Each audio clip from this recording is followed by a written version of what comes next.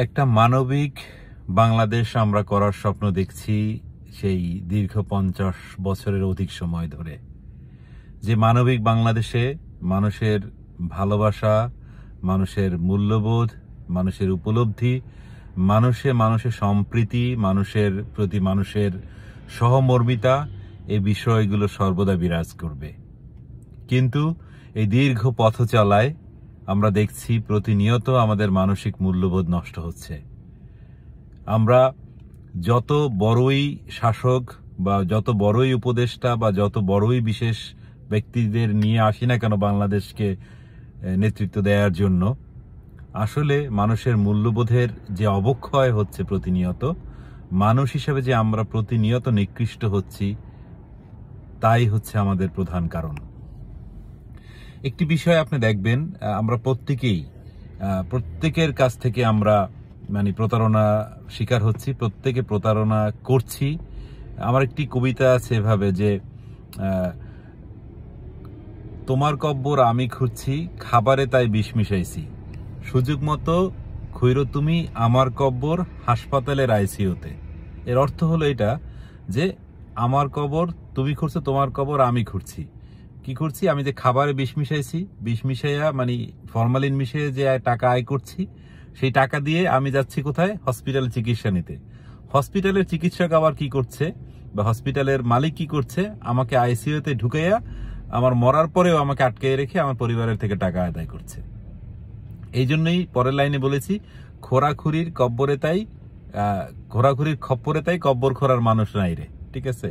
আসলে ঢাকায় ওই রাস্তাঘাট খুঁড়তে খুঁড়তে এমন হয়েছে, বা দেশের আনাচে কানাচে আমাদের ধ্বংসযোগ্য হতে হতে এমন হয়েছে যে আমরা আসলে একের কবর আর একে খুঁড়ছি।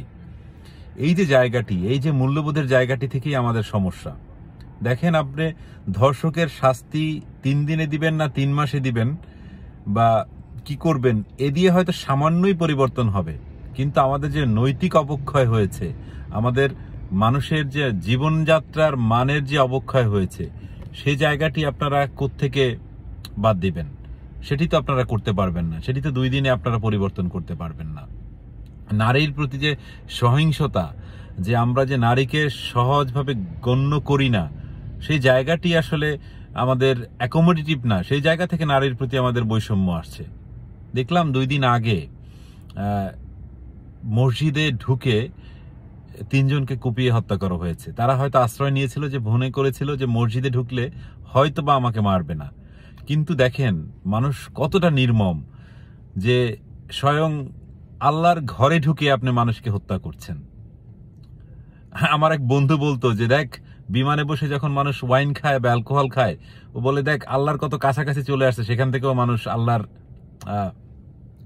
যেটা অপছন্দনীয় কাজ সেটা করছে। তাই আমার কথা হচ্ছে যে, ওর কথা আমি হাসতাম, কিন্তু এখন মনে হচ্ছে না সত্য, যে কত আল্লাহর কাছাকাছি পবিত্র ঘর, যেখানে মানুষ হয়তো নিরাপদ হবে। অন্তত আল্লাহর ঘরের দিকে তাকিয়ে হলো তো মানুষকে একবার চিন্তা করা উচিত ছিল যে, না, আমি নির্মমভাবে তাকে হত্যা করব না। তাই মসজিদে আমরা রক্তাক্ত করছি, আর অপরদিকে আল্লাহর নাম ডাকছি। অপরদিকে এনআইডি কার্ডে 4 জন ওয়াইফের বা একের অধিক ওয়াইফের নাম সংযুক্ত করার অনুমতি পাচ্ছি। আবার পাশাপাশি আমরা দেশকে খুব বড় কিছু করে ফেলবো, কোনো কাজ হবে না। প্রফেসর ইউনূস সাহেব যদি করতে না পারেন, যার কোনো রাজনৈতিক উদ্দেশ্য নাই, যার কোনো হয়তো বা সরাসরি কোনো ভূমিকা নাই বাংলাদেশের বর্তমান সময়ের বা আগামী দিনগুলোতে রাজনীতিবিদদের পুনর্বাসনের জন্য, সেই মানুষ যদি না পারে, একটি দলীয় সরকার এসে কি এর চেয়ে ভালো কিছু করতে পারবে? আমার মনে হয় না। তাই আপনাদের সবার প্রতি বিনীত অনুরোধ, আপনার দেশকে আপনি ভালোবাসুন, আপনার জীবনকে আপনি নিজে ভালোবাসুন, আপনি নৈতিক হন। নিজে যদি নৈতিক হন, তাহলে সবকিছু। অন্তত ঘুমাতে যাওয়ার আগে একবার প্রশ্ন করেন বুকের কাছে, বিবেকের কাছে, যে দেখুন আজকে দিনে যে কাজগুলো আমরা করেছি, তার কয়টা আমি আসলে মুখে বলেছি এক, কাজে করেছি অন্য। আর আমি নিজেকে আয়নার সামনে দাঁড় করিয়ে কতবার বলতে পারবো যে আমার এই কাজটা আমি সঠিক করেছি? এতটুকু যদি প্রশ্নের উত্তর খুঁজে পান, তাহলে হয়তো একটি মানবিক বাংলাদেশ হবে। আদারওয়াইজ এই বাংলাদেশের ভবিষ্যৎ খুব যে বড় উজ্জ্বল তা না। আপনি যাকে নিয়ে আসেন না কেন, পৃথিবীর যত বিশিষ্ট ব্যক্তিকে নিয়ে আসেন না কেন, বাংলাদেশকে উত্তরণ করা সম্ভব না। আশা করি আমার কথা বুঝতে পেরেছেন। সবাই ভালো থাকবেন, সুস্থ থাকবেন। আল্লাহ হাফেজ।